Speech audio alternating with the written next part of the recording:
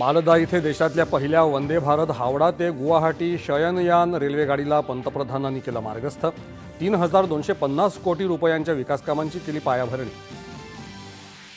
पश्चिम बंगालमधलं निर्दयी सरकार जाऊन विकासाची कास धरणारं भाजपा सरकार येणं पूर्वोत्तराच्या कल्याणासाठी आवश्यक, पंतप्रधान। आसाममध्ये 2020च्या बोडो शांती करारामुळे कित्येक वर्षांपासून सुरू असलेला संघर्ष संपून हा प्रदेश विकासाच्या प्रवाहात सहभागी झाला, पंतप्रधानांचं गुवाहाटीत प्रतिपादन। 2017च्या निवडणुकीपेक्षा भाजपाची कामगिरी यंदा अधिक सरस असल्याचं सांगत मुख्यमंत्र्यांनी मुंबईकरांचे मानले आभार।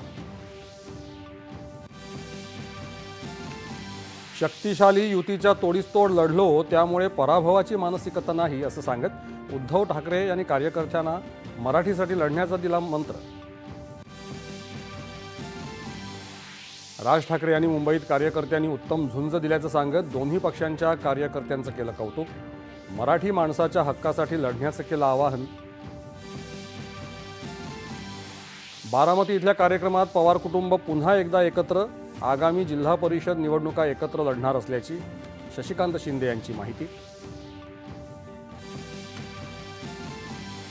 शिवसेनेच्या मुंबईतल्या 29 नगरसेवकांसाठी 3 दिवसांचं मार्गदर्शक शिबिर, एकनाथ शिंदे नगरसेवकांना करणार मार्गदर्शन।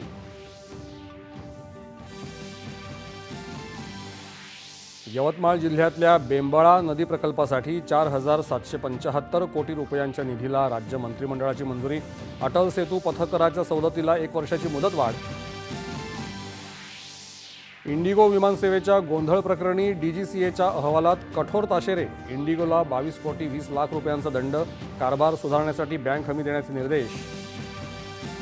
आणि महिला क्रिकेट प्रीमियर लीग स्पर्धेत यूपी वॉरियर्सचा मुंबई इंडियन्सवर 22 धावांनी विजय।